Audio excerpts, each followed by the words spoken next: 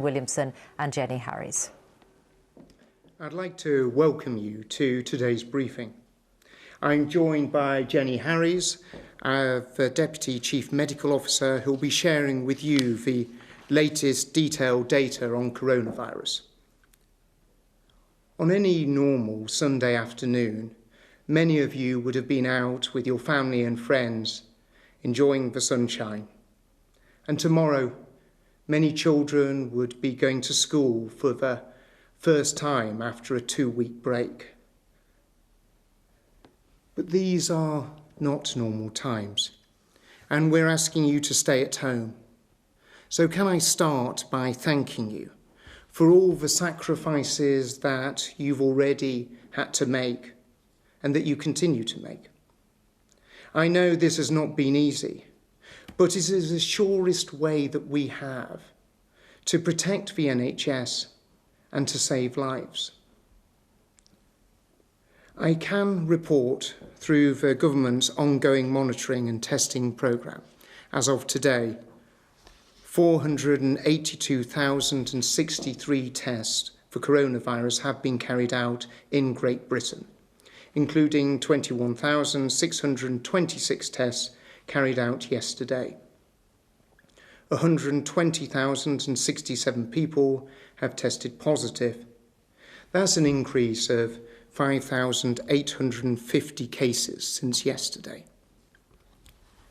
18,118 people are currently in hospital with coronavirus in the UK, compared to 18,006 on the 17th of April.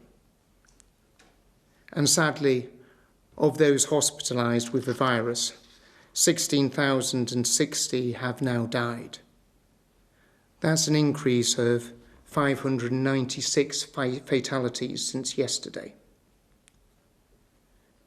We mustn't forget that behind every single statistic, there is a heartbreaking story, and my sincere condolences go out to everyone who has lost someone that they love. These are challenging times for all of us, and each of us has a role to play in fighting this virus. Those who are working in the NHS, those doctors, those nurses, those cleaners, those porters, those ambulance crews, they're all doing an amazing job. They're truly heroic in the part that they're playing in supporting every one of us in this nation. But today, I would also like to say how enormously grateful we are for those who are working in our nurseries, schools, colleges, universities, and children's services. I'm profoundly grateful for the vital role they're providing in our communities. They've been keeping schools and nurseries open, including over the Easter holidays, so that our most vulnerable children and children of critical workers can continue to be supported and they can be cared for. People are anxious to know when we're going to relax restrictions, when schools are likely to be fully back and open again. Of course, I want nothing more than to see schools back. Get them back to normal. Make sure that children are sat around, learning and experiencing the joy of being at school. But I can't give you a date, because before we do, we need to meet 5 tests. First, we must protect the NHS's ability to cope and be sure that it can continue to provide critical care and specialist treatment right across the whole of the United Kingdom. Second, we need to see daily death rates from coronavirus coming down. Third, we need to have reliable data that shows the rate of infection is decreasing to manageable levels. Fourth, we need to be confident that testing capacity and PPE is being managed with supply able to meet not just today's demand, but future demand. And fifth, and perhaps most crucially, we need to be confident that any changes we do make will not risk a second peak of infections.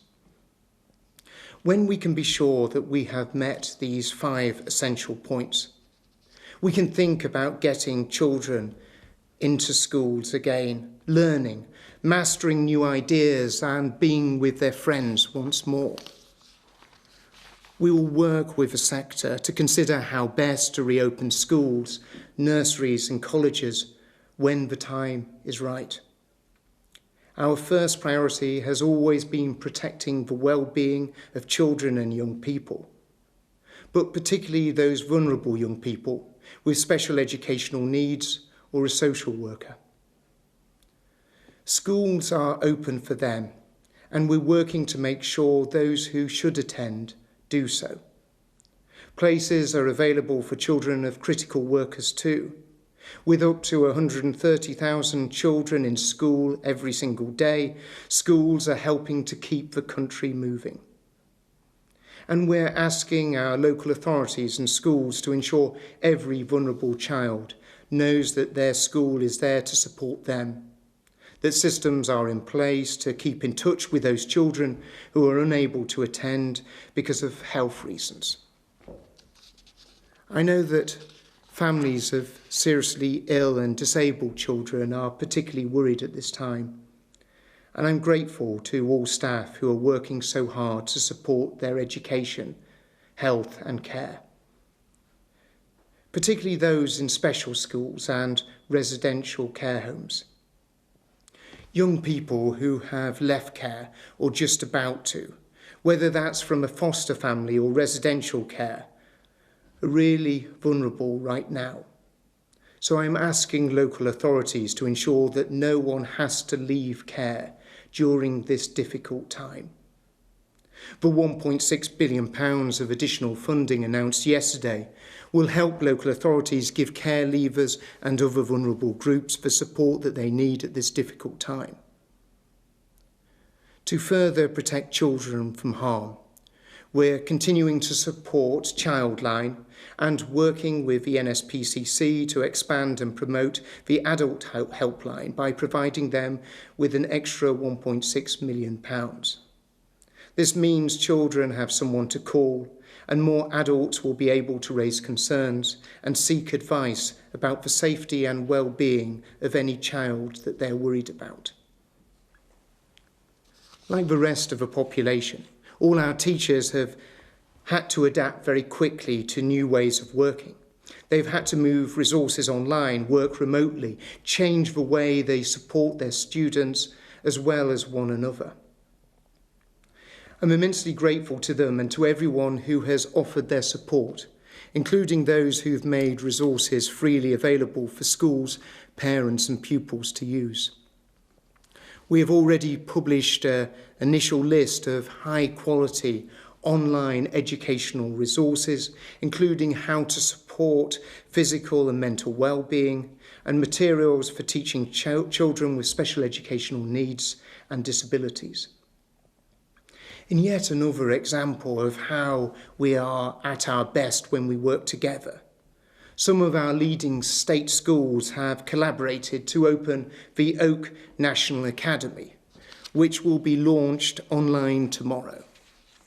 This is a totally new initiative led by 40 brilliant teachers who have assembled video lessons and resources for any teacher in the country to make use of if they wish to do so.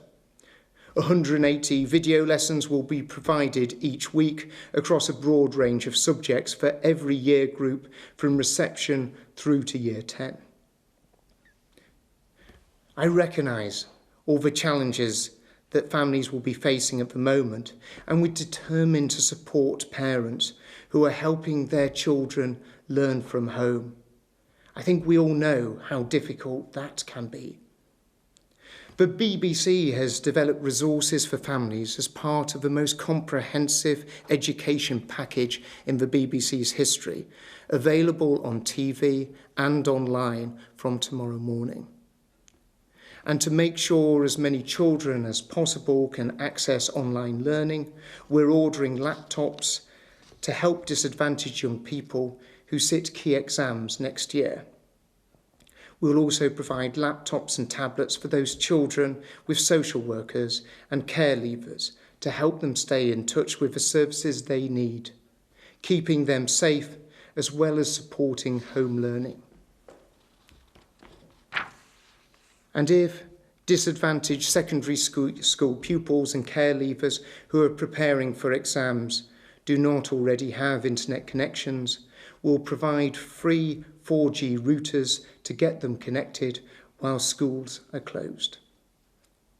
We're also working with major telecommunications providers to exempt certain educational resources from data charges, so that this does not add to household expenses that may already be very stretched at this moment. Before I finish, I'd like to applaud the remarkable way our education community has responded to this outbreak. I'm enormously proud and inspired by the incredible spirit they are showing. Schools are supporting their communities in every way, from preparing food parcels to sharing their facilities with local hospitals. Colleges are manufacturing and donating equipment. And universities are working flat out to develop diagnostic tests. And of course, a vaccine, which will help us beat this invisible enemy. And to any young people watching, I wanted to say to you how sorry I am that you've been disrupted, you've had your education disrupted in this way. I know how hard it must be, and I'd like to thank you for making the adjustments that you've had to make. I know that you'll be missing your friends, your teachers, your lessons, and I want you to know that you are such an important part of this fight too, and I cannot thank you enough for all that you are doing. This global pandemic is the biggest threat to our country. It's the biggest threat that this country has faced in modern times. If we all continue to work together as we have been, and if we continue to stick to the advice of our experts, we will come out the other side and be able to begin the task of rebuilding our communities. I'd like now to hand over to Jenny, and then we will take some questions. Jenny. Thank you, Secretary.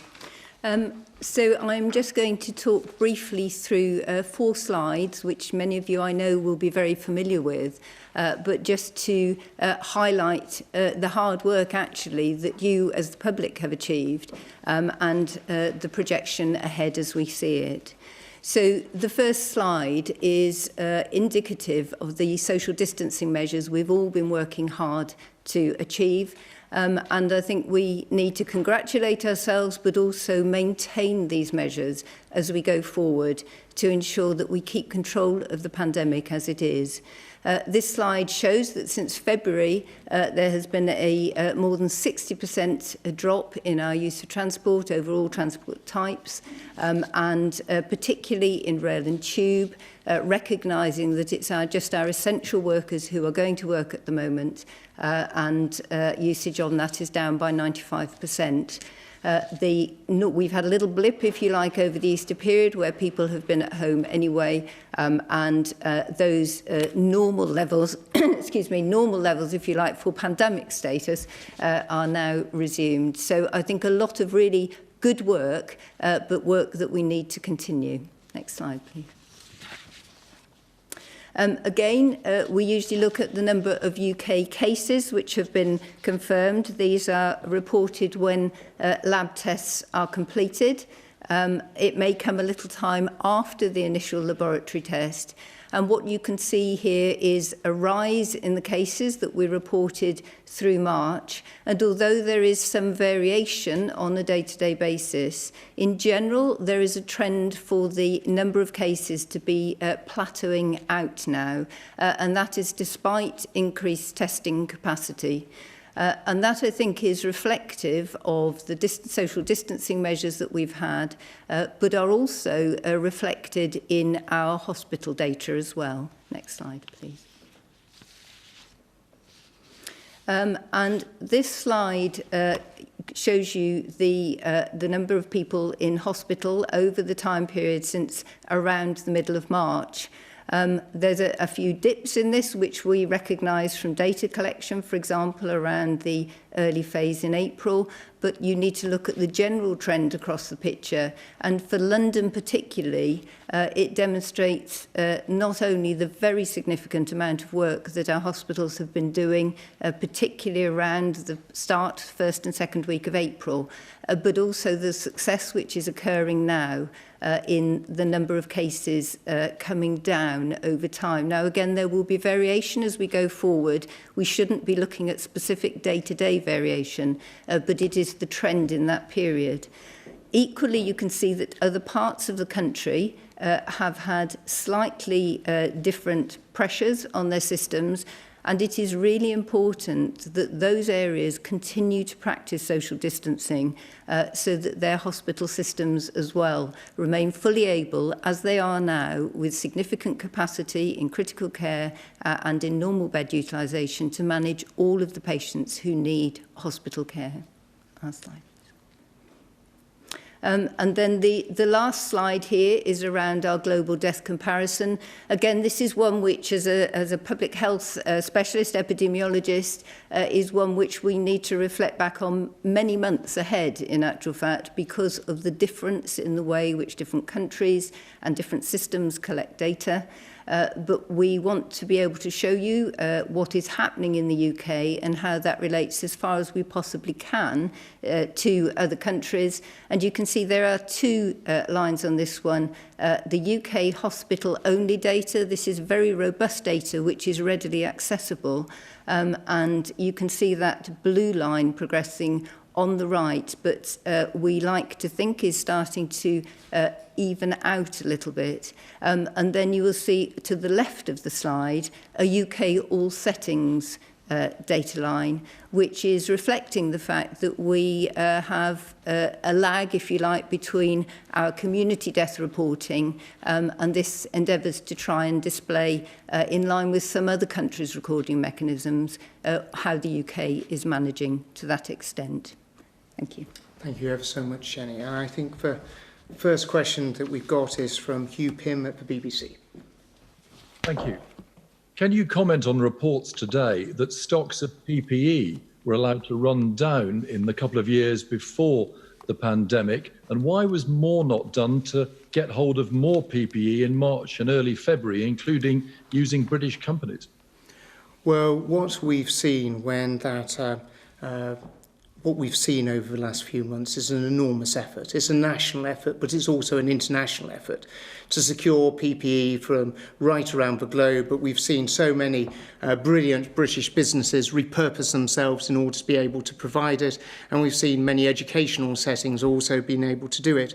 But, you know, the government, from the first moment that we were in a situation where the scientific advice was highlighting to us that we were facing a real challenge in terms of the coronavirus, and this could potentially evolve into a pandemic. Every resource of government has been deployed to not just expanding what we need in terms of PPE, but also ventilators, and we've seen a massive growth in the number of ventilators that we have available in our hospitals, and keep adding and building to the stock of what we've got. I'm not sure, Jenny, if there's anything extra on PPE that you wanted to add. Happy to. So I think we perhaps ought to just step back a little bit and start from the beginning of this, which is the UK, regardless of the position that we may be in now or commentary, has been an international exemplar in preparedness. So the fact that there is a pandemic influenza stockpile is considered a very high quality mark of a prepared country in international terms. What we have had, as Secretary of State has said and many others have noted, is a huge demand on our supply. And I think we have had, if I might say, from my own professional perspective, we could perhaps have a more adult and more detailed conversation about PPE supplies. For example, quite rightly, the conversation at the moment is very much focused on gown supplies. Earlier weeks, I'm very aware of consideration of eyewear, for example, in goggles and masks. And I think it is important to remember that although there may be elements of distribution problems across the UK at different times and in different places. This is a huge pull on services which we have never seen before. And we have managed actually, despite signalling many potential shortfalls, to continue to supply going forward. And even as I stand here, I know with the gown position, for example, that even though when orders go in overseas, supplies may be very different, what is received to what we think we're going to get, we have worked right across the UK to try and manage those supplies based predominantly and always on a risk mitigation method. So this is about whichever patient or whichever healthcare worker at highest risk across the UK requires those PPE. And I think we perhaps need to, rather than lumping all of the PPE together, which is not a homogenous mix at all, we just need to think carefully through what has been achieved and the challenges which are acknowledged ahead. Thank you. Hugh, I'm not sure if there's a further question. Can I ask a quick follow-up? Oh, of course, yes, please. I mean, some companies are still saying, even this weekend, they want to make and supply the PPE. They're offering it, but people at the centre are either not replying or just not coming back to them. I mean, we've seen over the last few weeks a massive increase in the amount of resources that have been put in terms of providing PPE, and a billion extra items of PPE have been brought into this country, and we recognise to support our NHS, support those care homes, we need to be looking at every way that we can bring in more. I would sort of, I know that the Health Secretary and I know the Cabinet Office are doing immense work trying to find British suppliers, so I would encourage them to, through yourself, to be able to make sure we pick those out and we make sure that we get in contact with them over the next 24 hours if they've sort of in any way slipped through the net. We recognise this is a national endeavour, and we're so incredibly grateful for so many people who are willing to step forward and make a real difference, and we certainly don't want to miss out on those opportunities. So please do send that information to us, and we'll make sure that we chase those up within the next 24 hours. Thank you ever so much, Hugh. If we go to Dan Hewitt at ITV. Dan, please. Good afternoon, both of you. First of all, a question to both of you, really. The NHS Confederation, which represents hospitals, has today told ITV News it would support any doctor or nurse who refused to go to work because they feared they weren't able to access the correct PPE. Are they right to back them? Would you both personally be comfortable today working on a COVID ward, having to reuse what's meant to be single-use PPE? And secondly, to the Secretary of State, on the 30th of January, the World Health Organization declared a global health emergency, yet Boris Johnson didn't attend a single COBRA meeting until over a month later on March the 2nd. What was he doing in the meantime that was more important? And is it acceptable that he was being briefed rather than attending any of those meetings? Yeah, so Dan, thank you ever so much for that. If I maybe pick up the latter half of that question, and Jenny will maybe able to sort of be able to speak a little bit more on the PPE side of things as well. The Prime Minister, from the moment that it became clear that there were challenges in terms of coronavirus developing in China, has absolutely been leading our nation's effort to combat the coronavirus, making sure that resources and money is not an issue or a concern for any department, especially the health service, in terms of dealing with this. And as you will well know, and I know as an experienced journalist, you're very aware of this, many COBRA meetings take place, and I've spent many hours attending COBRA meetings where it's actually led by the departmental minister. But the focus that the Prime Minister was putting on this and can just continue to put on this has meant that this is the whole government effort. We're making sure that we do everything that is required and everything that is needed to make sure that we protect the NHS and make sure that we save lives. And that is the government's policy, and that is what the Prime Minister has been driving right from the start, and when there are those initial concerns about this development of this virus. Jenny, I'm not sure if you'd like to pick up on the Yes, PPE happy point. to. So I think I'm not going to comment on behalf of the NHS Confederation. I'm going to comment as a healthcare professional. If I happen to be working on the front line today, I have a responsibility to look after patients to the best of my ability, to protect my colleagues and my staff, and to manage my practice safely. So all of those in the current climate will mean that I need to understand the agreed guidance on PPE, which has been agreed with all of the Royal Medical Colleges, and to implement that whenever I can. I think this use, and it goes back to my comment earlier to Hugh Pym, it's very easy to make a throwaway comment about single-use PPE. Some PPE is single-use. Some PPE that has previously been used in different diseases, in different settings, may be single-use. But we have very detailed guidance now about what PPE should be used in which settings. It is actually quite complex, which is why as a professional, I think there is a responsibility on me to understand that. And it is the fact that we are in a global shortage, whether we are in the UK or whether we are internationally, actually, we all need to use this PPE carefully. So I think it's really important when you say, I mean, obviously we can't do a description here, but if there was a particular intervention, some sessional use is entirely appropriate. So, for example, wearing a gown for sessional use with a disposable plastic apron on top of it is an entirely appropriate use of PPE. And in that example, you can see there is one element of what some people may call reuse and one element of what some may call single use. So it's really important not just to consider an item of PPE outside a particular care setting, but really be careful to apply that. So, and I think that's what all professionals will want to do. Dan, I'm not sure if you want a follow-up question at all. Yeah, on the PPE issue, we know that the flight from Turkey bringing in supplies that Robert Jenrick announced to us yesterday has been delayed. Even if that had arrived today, we know that that only would have supplied the NHS for a matter of days. So what's taking place between now and this time next week or next Friday to ensure that NHS trusts aren't going into yet another weekend facing the prospect of running out of certain items of PPE? I think, Dan, and it's a very important question that you raise. I think we all recognise the enormous strain that's been placed on the whole system. And we also recognise that right across the globe, people are actually trying to get the same items of PPE from quite a limited number of suppliers. I think it's important to thank the Royal Air Force that's on standby in order to make sure that this equipment is brought from Turkey, and we hope to see that coming into the country. Tomorrow.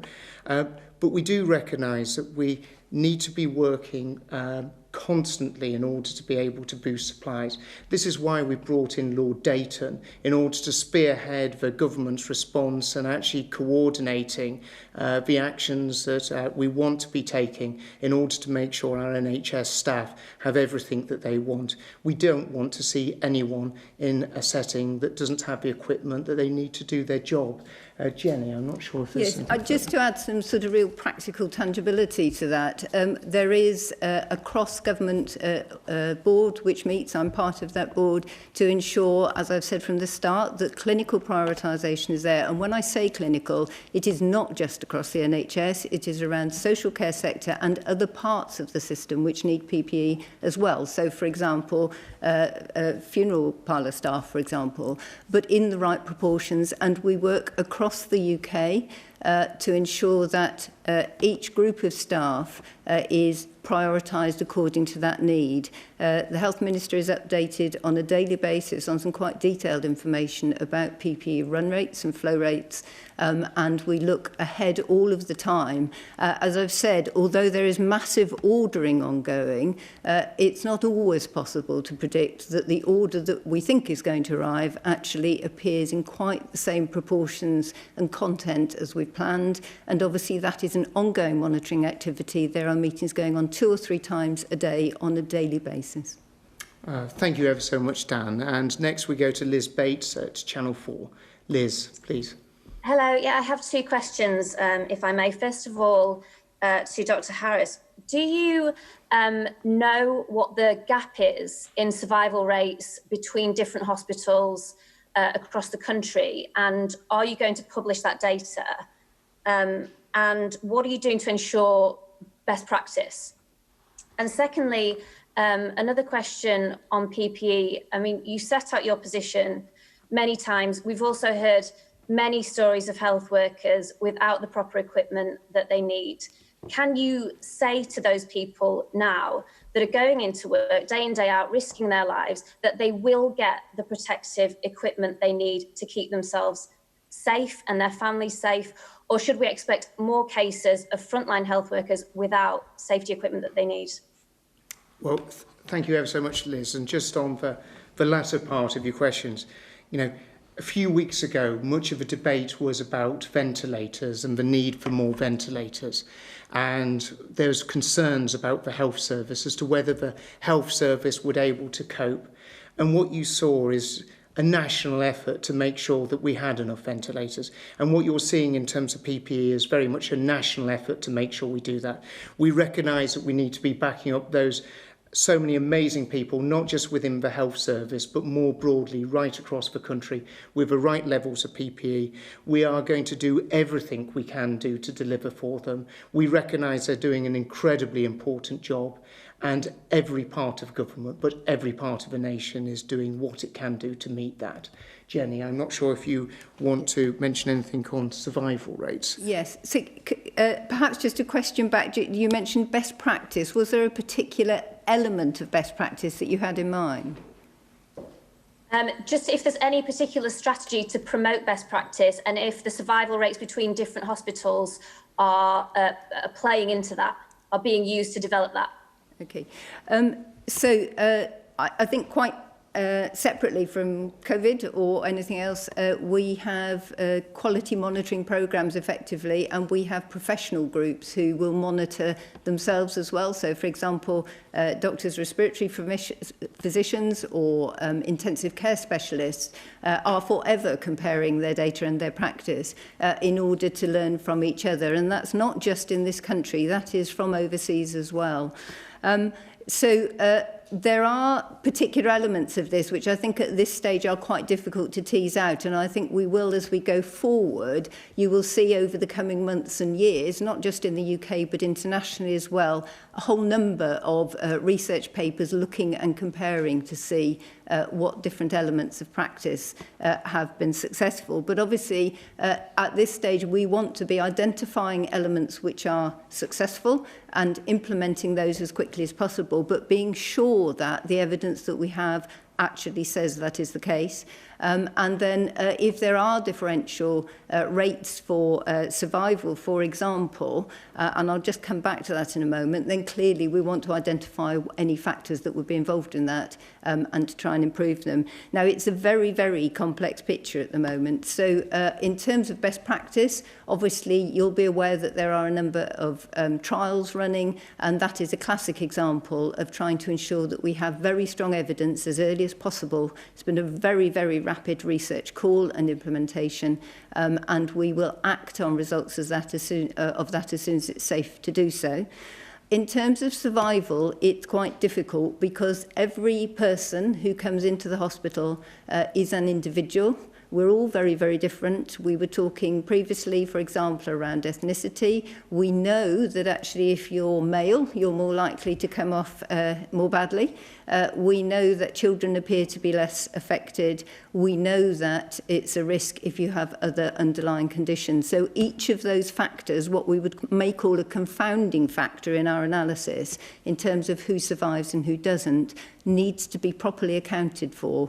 So the short answer is yes, and there are data collection. There's a collection of data called ICNARC, which the intensive care consultants use routinely, and we'll be looking at it. There is specific data aligned with COVID as well, but it would be quite early to say at the moment. As soon as there are any specific factors, then obviously we try and highlight those. And in fact, one of the early elements that's coming out of this, and in fact a little bit like flu, is that obesity is actually quite a risk factor as well. So there's a mixture of individual risk and how that plays out within a hospital setting. Liz, I'm not sure if there's anything further to the three questions, or have you got a follow-up? I just wanted to ask, it did sound like, to you, Secretary of State, it did sound like what you were saying on PPE was, we're trying our very, very best, but we still can't really guarantee the safety of every frontline health worker. We recognise that there are key areas of pressure within PPE, and as Jenny touched upon, the pressure points have actually shifted over the last few weeks in terms of what types of PPE are required. We recognise there's a big pressure, but what I do want to assure you and all your viewers that we're doing absolutely everything we can to bring as much PPE in right from across the globe. We recognise it's a big challenge. We recognise that we've got to be supporting the people who are supporting our nation in terms of the health service, and we'll continue to focus on doing that. If we can next go to Tamara Cohen from Sky. Tamara. Education Secretary, on schools, from what you've said, we're not expecting schools to reopen in the middle of May, so parents and pupils are preparing for many more months at home. We've spoken to teachers at schools where not a small minority, but 30 or 40% of students have no computer at home, have a difficult home environment in which to learn, and teachers are really worried about the long-term implications of all this. What are your plans to prevent some of these children falling behind permanently? For example, do you expect schools to stay open over the summer holidays? And can I ask Dr. Jenny Harries, we're looking back intensely at the period in February and March where potentially not enough was done to curb the spread of this epidemic. At the end of March, when the World Health Organization said their message to countries was to test, test, test, you told us at the end of March that that may not be an appropriate mechanism for the UK. Do you now think that failure to do more community testing was the wrong approach? Tamara, I think you raise a really important point, and it's something that as Education Secretary I worry about immensely.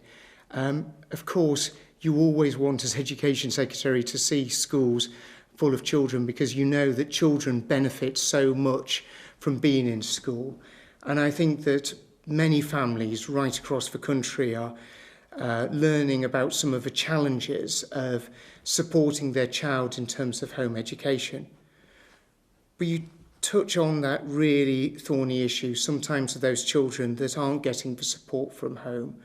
There may be those children who are in care. There may be those children who suffer disadvantage. I mean, many of us take it as a given that we have good internet and IT facilities at home, but that just simply isn't the case for every single child around the country.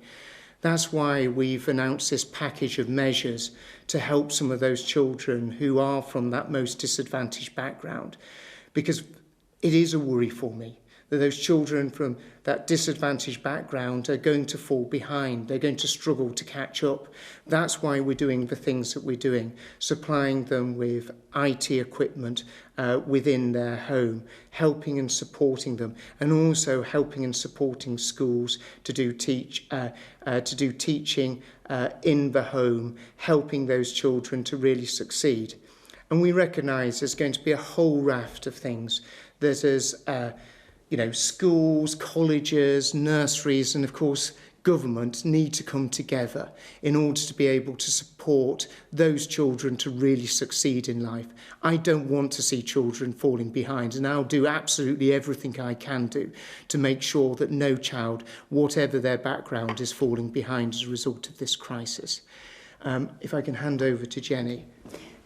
Yes, thank you. I recognise that my commentary, which I'm actually going to stick with from that period, has been reinterpreted several times. I'm getting very used to this.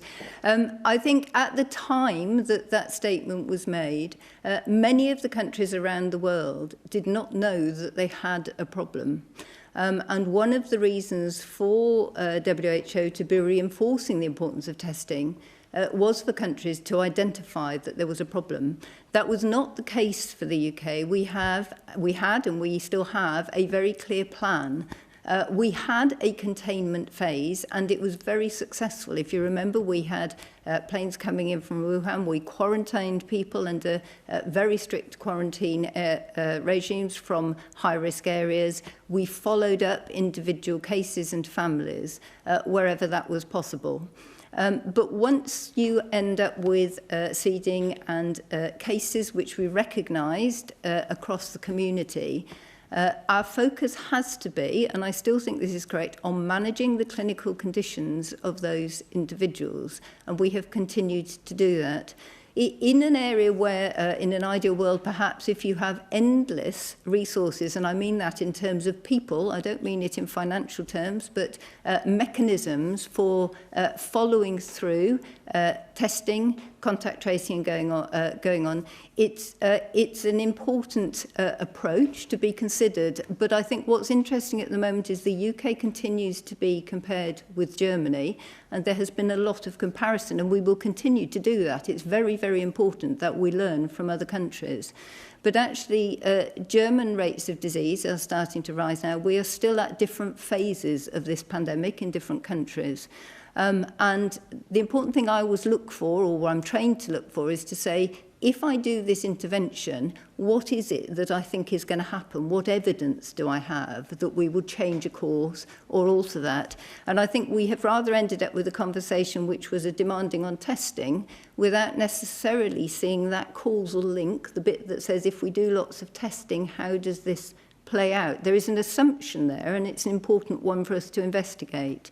But I think the actual mechanism between the two is still not clear, and we must therefore, as you've indicated, continue to look at that.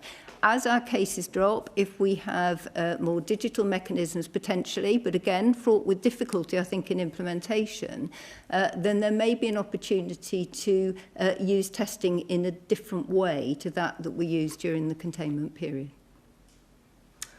Tamara, I'm not sure if there's any follow-up on those two questions. Can I ask you a quick follow-up on schools? Of course you can. Which is that you didn't say whether schools would need to stay open over the summer break, but if that is an option being considered, and also whenever schools end up going back, whenever the science allows them to go back, do you see it being phased, and do you believe any form of social distancing is really feasible in schools?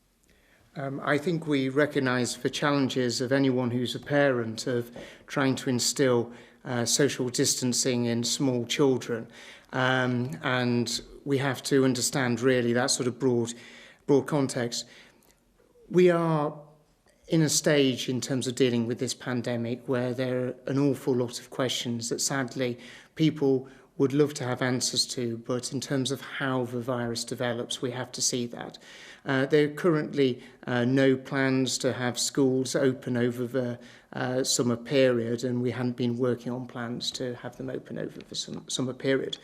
But what we are looking at is different ways, such as I touched upon earlier, the Oak National Academy, of actually how we can provide resources for children right across the country, making sure that they can have the ability to catch up on their learning. Thank you ever so much, Tamara. If we can go to Hugo Guy at VI. Hugo. Thank you. Secretary of State, are you looking at what's happening to schools in countries like Denmark, where they're trying things like staggering the school day, reducing class sizes to allow schools to reopen eventually, even if you can't put a timescale on that, but to do that with innovations that make them safer places? And can I ask Dr. Harries, you said just now that testing is not necessarily the reason why the UK has so many more coronavirus deaths than many other large countries. Do you know what the reason is then? Why do you think the UK has been so much worse hit than many other large countries? So if I touch upon the point as to are we looking at other countries and learning from them, absolutely. And we're seeing a few examples of countries opening up their schooling system, and we'll look closely as to how that works, how that goes, and what lessons can be learned from it so we can benefit from that. Jenny. Thank you. So I think just to step back about what I actually said, I don't think I quite said that testing and the deaths were directly linked. What I actually said was we have a difficulty in understanding the variation potentially between different countries and what steps are there to be clear what it is that may be causing variation in patterns across the country. Now, Germany stands out currently, but again, I think we need to be very clear. We need to look back in 12, 20 months' time on this. Germany currently stands out as different to other European countries, but in fact, the UK is not sitting at the top of the European list, if you like, of deaths at the moment. It's really important we understand what this means. Counting deaths, I know it's a sad thing to talk about, and it's something which has had a lot of focus in the media recently. But actually, probably the most useful statistic going forward to compare between countries would be what we call an all-cause mortality. So it's actually looking to say, what is the difference between now, when we have had a pandemic, regardless of what the individual has died from, and what we have had in previous years at the same season and with an age adjustment for that population. And all of those different things will vary between different countries. So it's very difficult to draw direct comparisons. It's not an excuse, it's a fact, it's an observation. And if we don't do it very carefully, we will go off into patterns of exploration which actually don't give us the answers that we need to manage either this pandemic or similar disease occurrences in the future. Hugo, is there any follow-up questions that you may have? Yeah, well, thanks for that, Dr. Harris. So just to clarify, are you suggesting that it will take a year, 2 years or more before any realistic, useful comparisons can be made between countries? I'm not suggesting any useful ones. I mean, obviously, we do that on a daily basis. The very fact that we are talking here in this conversation about Germany as one example and many other countries as well indicates that we are all very alert to the fact that different countries may be experiencing slightly different rates.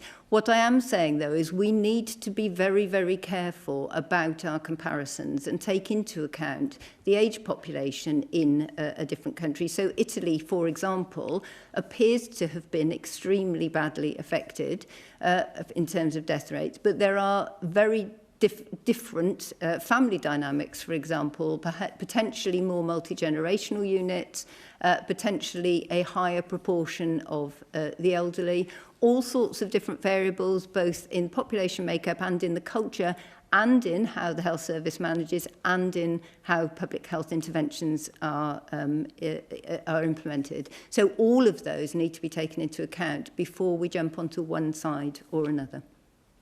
Thank you very much, Hugo. If we can go to Kate Devlin at The Independent. Hello. Two questions, if I may. Of course. Asked this morning if we were past the peak of the virus. One of the government's own advisors, Sir Jeremy Farrar, said yes. Do you agree? Could we be past the peak? And secondly, if I may, last week The Independent saw a leaked email to NHS trusts which warned that a sustainable supply of gowns would not be with them until mid-June. Will doctors and nurses be facing a shortage of gowns for another 6 weeks? Well, Kate, I think you'll want the expert medical sort of response in terms of whether we're past the peak as against necessary for me. But in terms of PPE and gowns, we recognise this as a challenge, and we recognise that it's a global challenge. But going back to what I had said earlier, the whole resources of government and the whole resources of a nation are really focused in terms of dealing with that and making sure that we have a gown supply that is needed by our amazing NHS and the work that they're doing within it. If I could ask Jenny to comment on the issue in terms of whether we're past the peak. So I would be very tempted to offer a comment on that today, but I'm not going to be for a number of reasons. I mean, there is some very Good news in the sense that today the UK deaths were down to 596. That was from 888 yesterday. We could jump to all sorts of positive conclusions about that, but we shouldn't. We should be extremely guarded. It's a weekend day. We know that hospitals will tend to report later on. I would anticipate those numbers will go up tomorrow. However, and without actually directly answering your question, because I would be much too cautious at this point, I do think it is fair to say that we do know from the hospital data, and you've seen from the slides earlier, that we are now starting to plateau across. And if I look at the number of patients, inpatients diagnosed, it doesn't mean these are the total number of cases across the UK, but they are down by 30%, let's say, just on average, moving around on a daily basis from about 8 to 10 days ago. So I think it's not fair to say that we are past the peak. And of course, the obvious statement to make is if we don't keep doing the social distancing, we will create a second peak and we definitely won't be past it. So this is no reason to consider that we have managed this. But I do think things are looking to be heading in the right direction. Kate, is there a follow-up question at all that you have for Jenny or myself? Yes, and correct me if I'm wrong on this, Secretary of State, but it sounds like as of today, you cannot tell doctors and nurses a date for when this shortage of gowns will be solved. And do you understand that's incredibly worrying for them? I very much understand the worry that people would have over this. And this is why, we will be getting in the extra 400,000 gowns in from Turkey tomorrow. We'll be making sure that we are bringing further protective equipment, including gowns, all the way through, because we want to make sure that there is that continuous supply. But this is an incredibly fast-moving environment. But every effort of government, every effort of the NHS is being put into making sure that they have that continuous supply that our health service quite rightly expects and needs for those who are on the front line. Thank you very much. If we can move to Amy Gibbons from the Times Education Supplement. Good afternoon. Education Secretary, should teachers working in schools during the outbreak have PPE? Well, what we have done is we've worked very closely with the whole sector in terms of issuing advice as to what type of protection that they need. I mean, I have to say, as someone who has family members who are working in schools, as someone who very much sees firsthand the amazing work that's been done by teachers, teaching assistants and all that, who are going into schools at this time to make sure schools are open, really in awe and appreciation for what's been done. But their safety and is absolute paramount as it is for children. And we've issued guidance, we've worked with the sector and we've explained what's needed and what's required and been very clear about that. And we've asked Public Health England to work with, spoken directly with unions as to what is required to give them the reassurance that we're doing everything that is required to support teachers and all those who work in schools. I'm not sure if you've got a follow-up question at all. Yes, please. I wanted to ask, what scientific advice has the government received on the safety implications of reopening schools for teachers? So, as I set out right at the start, there are 5 key tests that we have put forward as to they need to be passed if we're going to be in a position when we start changing the restrictions that we're currently operating under. We're already talking with the sector as to what needs to be done and how we support them for when we start bringing schools back fully and operationally as we'd usually expect to see schools. But finally, one of the key points we also need to ensure is that people have proper notice so that they're able to prepare, whether that's teachers and those who are working in schools, but it's also about parents and children, those families who are having to deal with the consequences of this pandemic and making sure that they have enough notice in order to be able to plan. But at every stage, we've tried to give as clear and comprehensive guidance about the safety of those who are working in schools and, of course, those children who are in schools.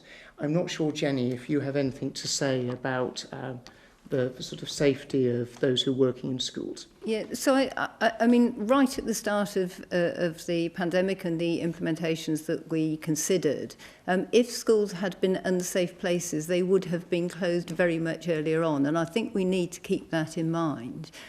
Schools are really important places for learning and for socialising, but they were not a key element of risk, if you like, in the early modelling work which was done.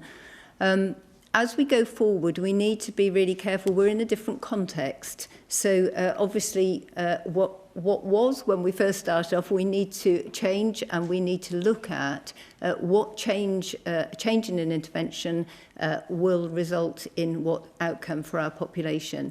And one of the key issues with children, thankfully, we do know that they seem to be less severely affected by this, but we still have a huge amount to learn about the virus generally in terms of its transmission, and that is particularly the case in children. So I think there is still a lot of learning. We will be looking at that again, as I've mentioned with other responses. We continuously keep an eye on international evidence where other countries have looked at similar things, and the Scientific Advisory Group for Emergencies will continue to look at that as well. Thank you very much, Amy. And if we go finally to Kit Sandyman from the Nottingham Post. Kit. Thank you, Secretary of State. The lack of PPE in social care has been a critical issue in Nottingham, as it has around the country.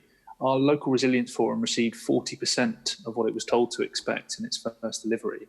And the leader of Nottingham City Council has said that it's been haphazard and inadequate, and essentially said that promises made by the government have been broken. Do you think there's a argument that you've overpromised on the delivery of PPE? And secondly, when the shipment of PPE from Turkey does arrive, can you tell us how it's going to be distributed and allocated, and whether social care is going to be put on an equal footing to the NHS? Well, before I go answer those questions, if I can just take the opportunity to thank the two brilliant universities in the City of Nottingham who have been playing an incredibly important role in terms of dealing with the coronavirus crisis, whether that's the University of Nottingham and Nottingham Trent University, who have actually lent key testing equipment in order to boost the nation's capacity and also to do tests, but also are working in terms of a mapping of the coronavirus so we can best understand to treat it. And it really, the City of Nottingham goes to shine the light as to what an important role higher education institutions play in terms of our battle with the coronavirus. You raised an important point, and that important point in terms of those social care settings, those homes. And right at the start, we recognise that local resilience forums, which Nottingham City Council is actually part of and a key player as part of, actually are vital in making sure that we get the distribution right on PPE.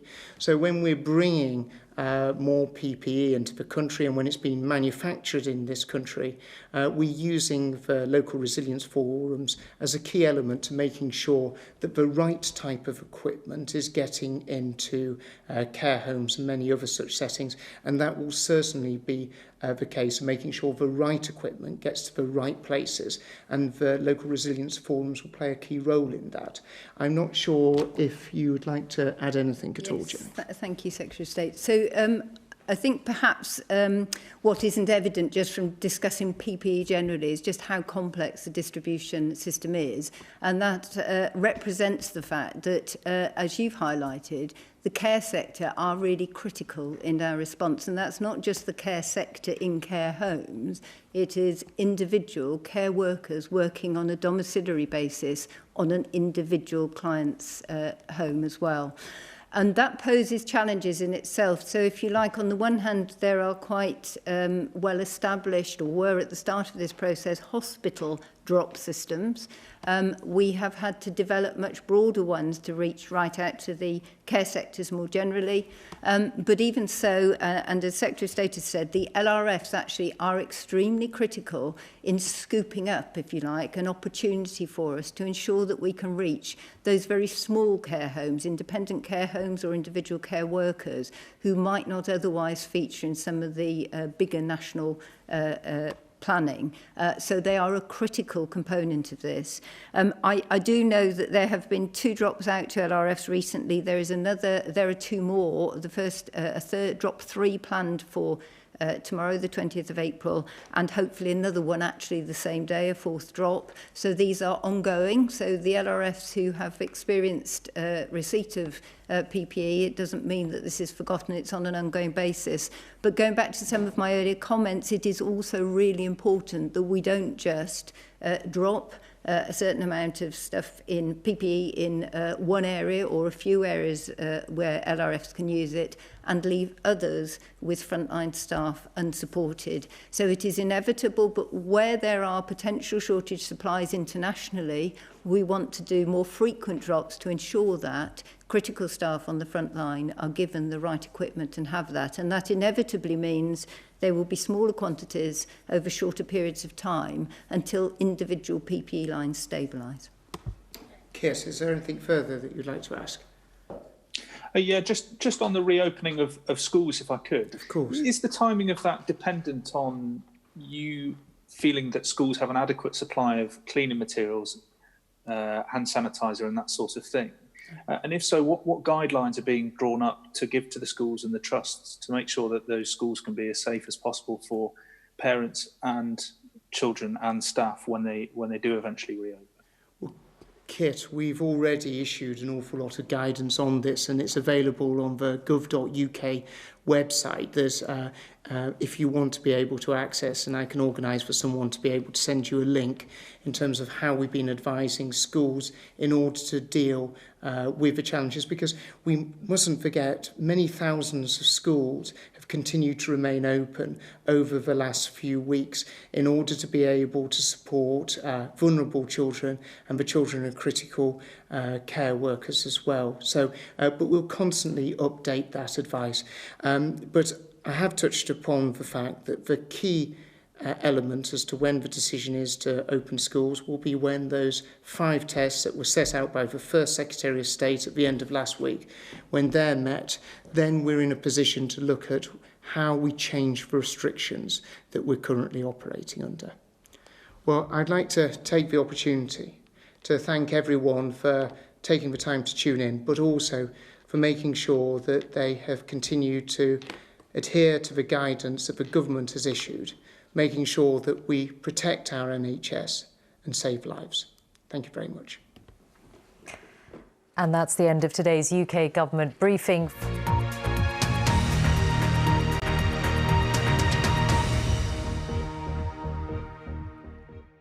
See the headlines as they happen and watch BBC News live in the app and get the full story with bbc.co.uk/news. Follow the story for all the latest with BBC News.